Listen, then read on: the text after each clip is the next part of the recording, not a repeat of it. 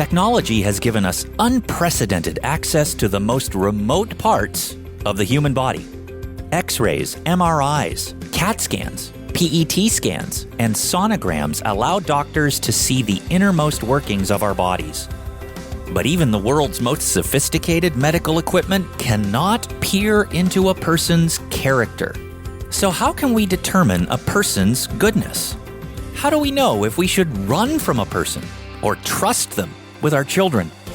Is there a non-medical test we can apply?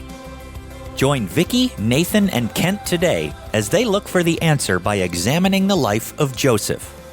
Welcome to CrossTalk, a Christian podcast whose goal is for us to encourage each other to not only increase our knowledge of the Bible, but to take the next step beyond information into transformation. Our goal is to bring the Bible to life, into all of our lives. I'm Brian French. Today, Dr. Kent Edwards, Vicki Hitzges, and Nathan Norman continue their discussion through the book of Genesis. And if you have a Bible handy, turn to Genesis chapters 37 and 38 as we join their discussion. Perhaps the most common way people judge another's character is by their appearance. According to Stanford University's Clayman Institute, unattractive individuals are less likely to be trusted, get hired, be promoted, or be considered kind and honest. Isn't that amazing? That's not surprising. It's tragic, but it's not surprising. I had a friend who would constantly joke. He said, "I judge books exclusively by the cover." Why would he say that? Well, because he was a little bit of a rabble rouser, but he just said, if you didn't put the time into the book cover, then why should I read your book? I used to work for an image company, a big national company. Wow. And they would show people a picture of a guy and another picture of another guy. And they would say, who's the most successful? Who's the brightest? Who do you trust the most? Who has the better IQ? And one guy would always win out over the other guy. What they didn't know is it was the same guy. Oh. They put him in a different shirt. They messed up his hair. They lit him differently. And it was always the same guy. And they just showed him briefly, but even if they kept the pictures up for a while, you couldn't tell, which was kind of amazing to me. But people always preferred the guy when he looked put together, always. Wow. And what's interesting is studies show that this holds true for all age groups, from young kids, middle age, seniors. It seems to be universal, a universal failure. Because you can't see a person's character and you can't tell who they really are by looking on the outside. So how do we do that? How can we understand the moral character of another person? Well, I think we can do that. And I think we get some clues from Joseph's story. And I want to center in today on chapter 37 and briefly chapter 38 as we look at this answer. But as we come to this, I want to point out that all stories, and this is important to remember, all stories have a central source of conflict. And that conflict increases scene by scene until the story comes to a climax. So that's just how stories work. And in chapter 37, it is obvious that Joseph is the source of conflict in his family. This is a family problem, and Joseph unquestionably is the source of that. Everyone sees that. But my question is, was the conflict caused by Joseph? Was it caused because he was really good, or was he really bad? And by the end of looking at the scenes of this story, I think we can come to see what Joseph's character really was and how we can determine a person's character. So, should we jump in? Yeah. Okay. First scene, in chapter 37, verse 2. We read that Joseph, a young man of 17, was tending the flocks with his brothers, the sons of Bilhah, the sons of Zilpah, his father's wives, and he brought their father a bad report about them. So, guys, Joseph, is he a good guy or a bad guy? Well, a good guy, I would say. He saw something and he reported it. Okay. So some would argue that he was a rat. How dare he tattletale on them? Yeah. Snitches get stitches. But Vicki, as surprising as it sounds, I kind of agree with you. The text doesn't say that he was a snitch. There could have been very good reason for him to tell on his brothers. I remember years ago when I was just a kid living at home. One night I was staying up too late, and as I noticed outside my bedroom that my younger brother, one of my younger brothers, had his light on, and he was staying up too late. So I decided to teach him a lesson. I came up to the door silently and then turned the doorknob. Ooh, I tried to scare him. And man, I've never seen anyone levitate. They went straight up on the bed and straight down. But as he came down, there was something in his hand and he hid it under the covers. Well, I'm the older brother, so you're never allowed to do that. It's a God, birth order thing. And, God ordained to put him into his place. That's right. So we started wrestling. And of course, I couldn't lose. So eventually, I got him down on the ground and pulled out what he was trying to hide. Yikes. It was one of those magazines that you're not supposed to have. And he said to me, Kent, buddy, oh pal, don't tell. It'll be just our little secret. And I'll vote for you as Brother of the Year. But, I really wrestled. Should I keep it a secret? The next day I said to my brother, you can tell Dad about this or I will. Because Dad cannot be the father that God wants him to be if he doesn't know what's going on. I didn't get elected Brother of the Year, but I think I made the right decision. In this scene, I don't think we have all the details.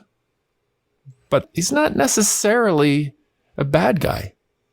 And I think that's what you saw, Vicki. But let's look at the next scene.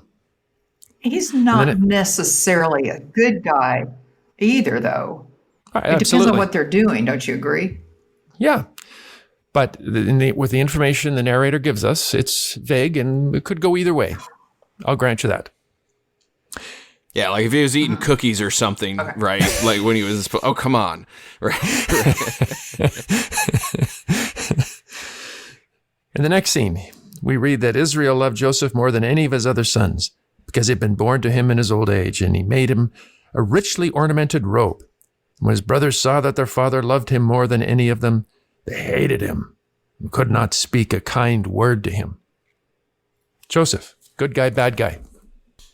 Neutral. He can't help that. He's a victim of circumstance. Oh, what do you mean by that? Well, right, like my kids are young, but they'll ask the obnoxious question every so often, like, oh, which of us do you love more? Right?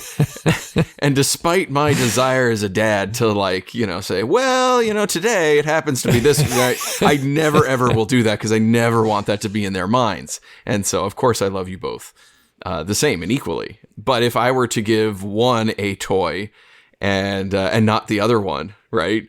But not just a toy, right? Like if I just said, hey, I'm downgrading one of you and you're going to be sleeping in the basement right now, which is subject to water damage. And the other one, you're going to get upgraded to the guest room, which is 3 times the size of your room right now.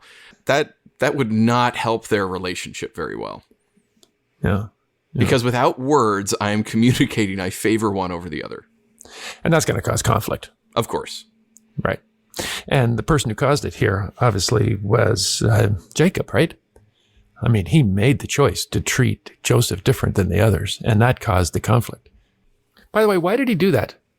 He was fond of him. He was fond of Joseph because Joseph was the baby. Yeah, because he was born in his old age. Which is different. Yeah. I've seen that. I've seen parents. I've seen fathers particularly. Interesting. I've seen fathers particularly didn't even want children, and then they had a child when they were like in their 40s, and oh my golly, they're just precious children to them. Can do no wrong. That's true. So there's sin here, but doesn't seem to be Joseph's, does it? No. I mean, so he's not the bad guy, that's for sure. In the next scene, this is where it gets interesting. Joseph had a dream, and when he told it to his brothers, they hated him all the more. He said to them, "Listen to this dream I had.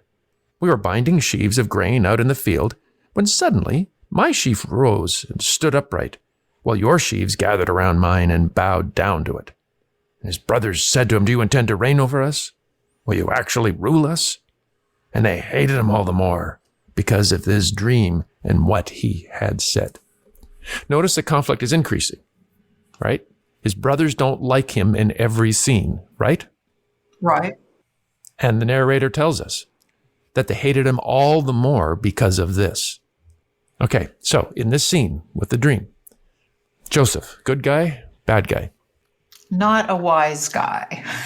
Okay, so you're going halfway on me, are you? Come on. Yeah. Thumbs up or thumbs down?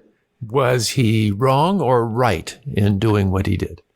Well, first of all, I want the listeners at home to realize that nobody wants to hear about your dreams. That's the most boring thing in the entire universe. But I think it was the content of the dream that the brothers objected to. Why? Well, because it elevated him above them. And Right. who wants that? So he's already elevated by his dad. And now if God is the one giving the dream, then God himself has elevated you above us? Are you kidding me? And keep in mind that the story comes out of an Asian context.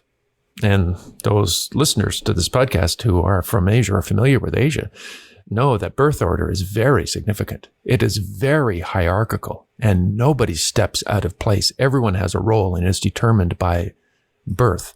And for this young kid to suddenly say, "You're going to bow down to me," I mean, that throws everything upside down. So, Vicki, is Joseph in this scene a good guy or a bad guy? It's a dream. Where I think, I know you want a yes or no, but I don't think it's that kind of question. What I think, I think it is. I think he was an arrogant guy to tell his brothers that. I think that wasn't a smart thing to do. I will also say, if I had that dream, I would go tell my brother. Okay, well, now we're into therapy. Guess what, Tori? I can see that happening. Yep. But if it was unwise, let's go with that. If it was unwise decision on Joseph's part to tell his brothers, you would have recommended that he not tell his brothers? That would have been the wise decision? Yeah. On the other hand, it's a dream. I would expect Tori to tell me too. I mean, it's a dream. Right. But in this case, in the larger context, we know that this is a dream sent by God. And this is one thing I know about dreams in the Bible is they're not like, pay-per-view movies. You don't order them. God invades people's consciousness and gives them supernatural information they could not have any other way.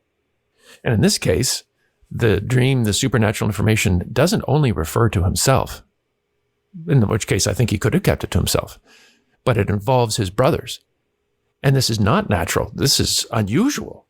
And so that's why I believe he told his brothers the dream, because God is giving him information that involves them. He wants them to know what God is communicating.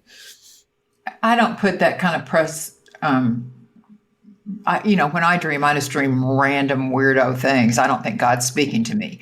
Obviously, God was speaking to him, and the brothers thought that also. So they did. Yeah. So I'll give you that.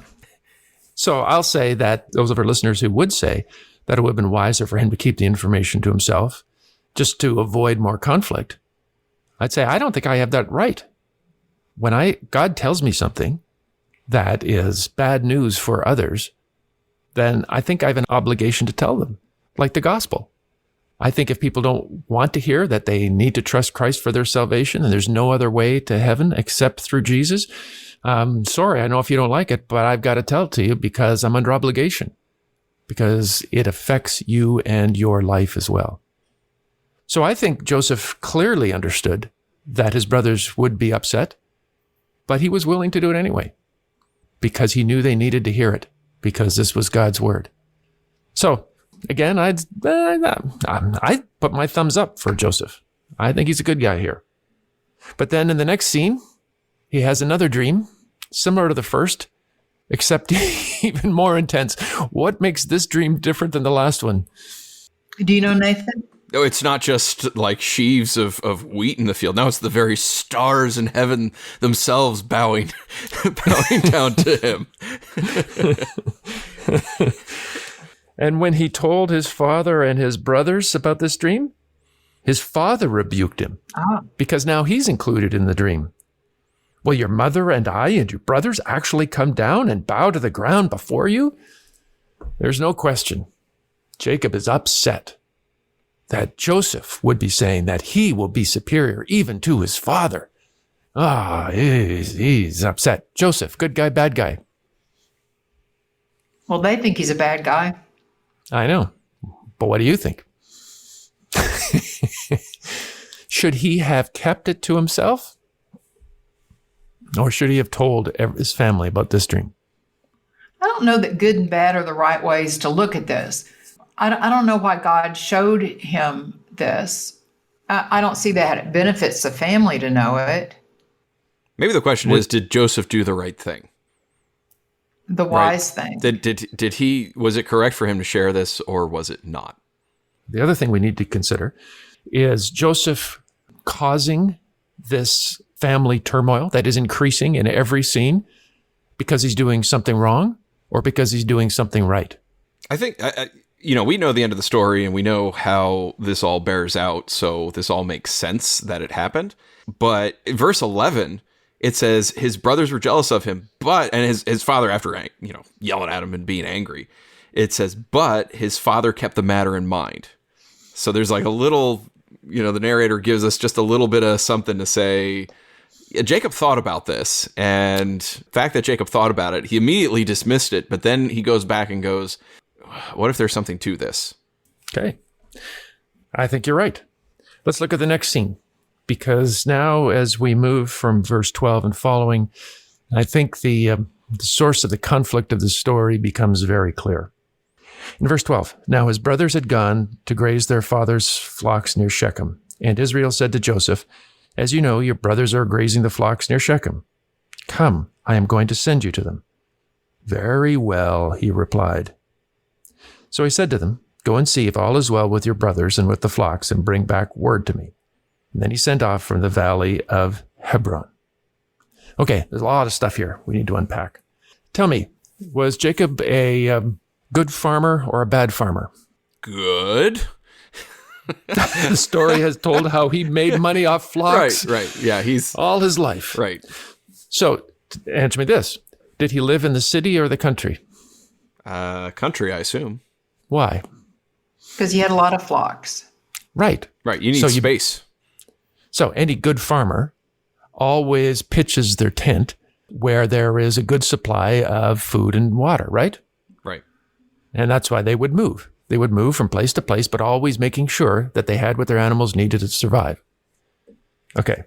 So one day, the rest of Joseph's brothers say that they were going to take their father's flocks to graze near Shechem. That's 40 miles away. So why? Why would they take animals 40 miles away?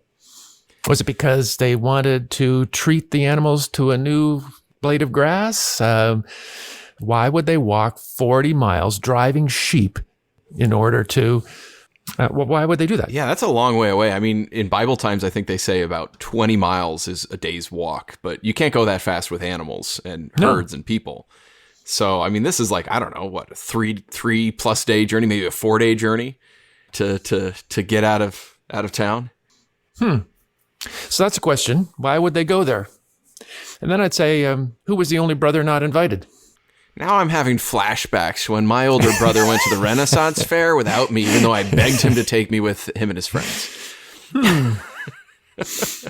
Why would they go 40 miles away? Why would they not invite him? By the way, whose idea was it for Joseph to go and find them? His dad's. Oh, did he not have any other servants or anyone else he could have sent? Oh, sure. He could send loads of servants. So why do you think he insisted it be Joseph? After all, Joseph has been the source of all this conflict in the family. So why send him? We read in the text that when Joseph arrived at Shechem, a man found him wandering around in the fields and said, "What are you looking for?" And I said, "I'm looking for my brothers. Can you tell me where they are grazing their flocks?" "Oh," he said, "they moved on. I heard them say, 'Let's go to Dothan.'" Well, Dothan is 10 miles in a different direction. So why would these guys go 40 miles away, not take their brother, the one that caused them all this grief, and go to a place where they told their dad and then go 10 miles in a different direction? But they said they were going to the library. I know, but then they went to the beach. It's interesting because in the story it says, so Joseph went after his brothers and found them near Dothan. By the way, talk about sovereignty of God. They happened to bump into the only guy in the world who overheard their conversation where they were going. Right. Right. So I think God is involved. Anyway, Joseph went after his brothers. And in verse 18 we read, but they saw him in a distance, and before he reached them, they plotted to kill him. Ooh. Why were they there? Well, I got a guess. Kent, did your brother try and kill you after you reported him for the magazine? No, but if I'd kept it up, maybe. So I think that they were going away from home in order to do what they didn't want their dad to see. When I've lived in a small town, I know that kids would throw a bush party. A small town, and the good news is that everybody knows what you're doing. The bad news is everybody knows what you're doing. So they would load up the pickup truck, go away from town, take the beer and some girls, and they would go out and do what they didn't want anyone in town to find out about. I think that's what these boys were doing.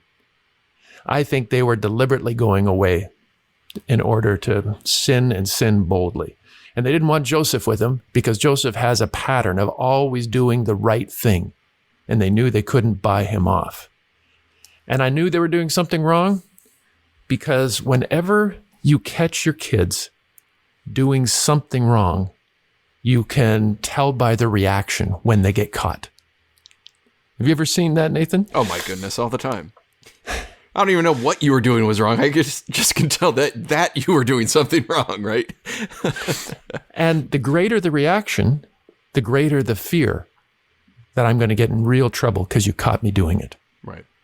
I think they wanted to kill him because they knew that their dad would kill them if he found out what was going on. Now, you say to me, Vicki, that sounds like you are taking freedom with the text. You're reading in what is not actually there, right? Mm-hmm. But notice chapter 38. Those readers who are familiar with the story will know that chapter 38 doesn't really fit into the timeline of this story. It seems like just an interruption of the story. And I think that chapter 38 shows us that these brothers of Joseph would be patriarchs, but they're not patriarchs now. I mean, they are sinners to the core. I mean, we've seen that in the past. Look what they did back in chapter 34 when they deceived that whole town and murdered all the people and robbed that town. But in chapter 38, we see that Judah, the would-be patriarch, is so morally degraded that he sleeps with his daughter-in-law, gets her pregnant, thinking she's a prostitute. He doesn't regret it. He is only upset that he left his wallet on the bedside table in the hotel room. Goes back, can't find it. And when she's found pregnant, he wants her killed because she's a prostitute. And then she says, yeah, well, you're the John. So at this point in time, Judah, as respected and revered as he would be later, at this point in time, he is a morally degraded person.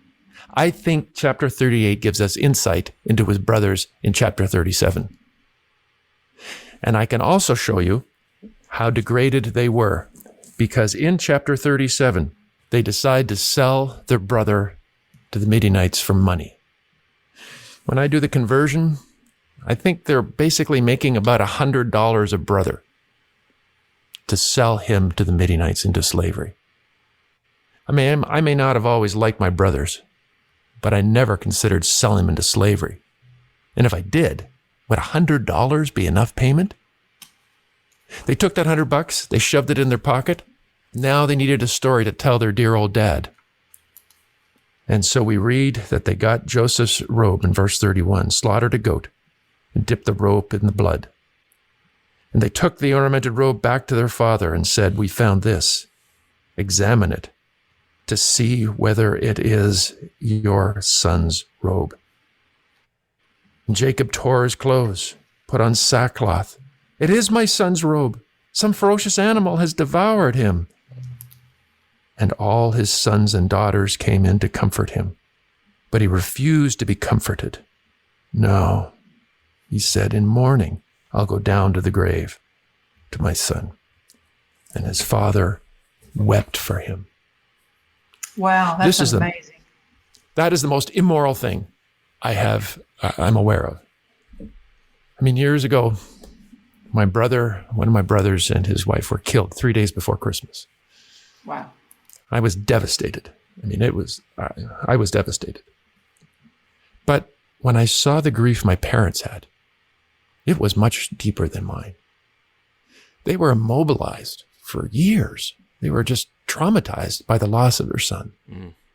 I would have done anything to take their grief away, but there was nothing I could do. These boys lied to their father. They put their father through unnecessary grief. And notice they all came by and tried to, quote, comfort him. They lied to his face. They saw the agony he was going through. And they didn't care. Joseph, was he doing the right thing? Or was he doing the wrong thing? All what we have seen in this story is Joseph consistently demonstrating one thing. What have his actions demonstrated so far in this story?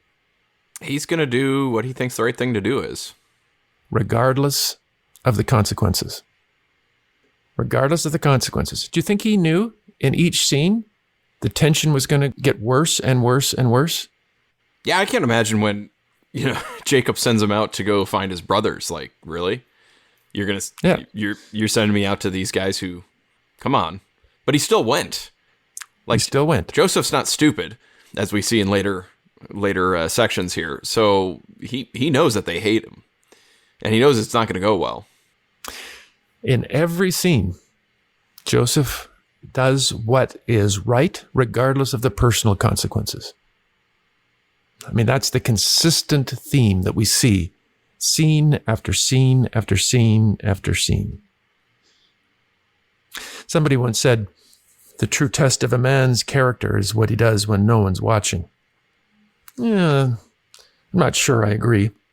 I think the greatest test of character is what people do when they're under pressure.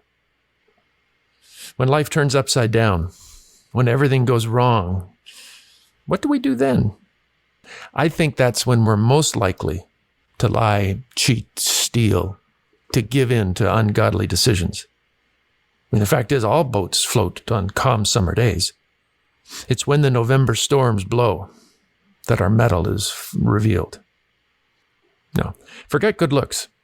If you want to know a person's character, look at the choices people make when they go through difficult times. Godly choices made under ungodly pressure reveal godly character. If you want to see someone's character, look at the choices they make during difficult times. John Wooden, one of the greatest basketball college coaches of all time, said, "Be more concerned with your character than your reputation. Your character is what you really are, while your reputation is merely what others think you are." Mm. Your character is revealed to the world by the choices you make when you're under pressure. There are seasons in life when God sends us a stress test. The decisions that we make during those times reveal our character. I trust that today's discussion of God's Word has been helpful and served as an encouragement to not just be hearers of the Word, but doers. Together, let's bring God's Word to life, to our lives this week. The CrossTalk podcast is a production of CrossTalk Global, equipping biblical communicators so every culture hears God's voice. To find out more or to support the work of this ministry, please visit www.crosstalkglobal.org. You can also support this show by sharing it on your social media and telling your friends.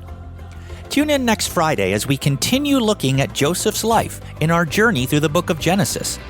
Be sure to join us as we explore why we should continue to make godly choices even when it costs us personally.